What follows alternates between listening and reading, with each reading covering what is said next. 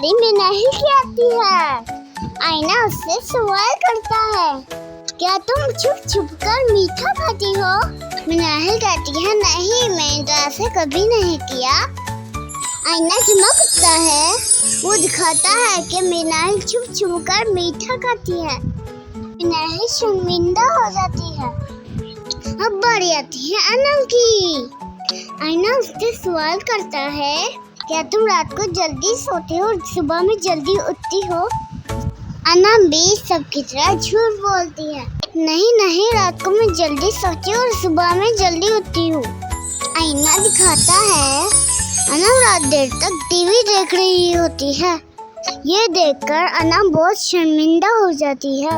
आईना ये भी दिखाता है, अनम सुबह देर तक सो रही होती है। रानी साहिबा बच्चों को बताती है, देखो बच्चों, झूठ के पाँव नहीं होते, कोई भी झूठ ज्यादा देर तक नहीं चल सकता। कंप्लीट वीडियो देखने के लिए वीडियो को लाइक करें, चैनल को सब्सक्राइब करें। Urdu animation stories. Thanks for watching my video. Please like, share and subscribe.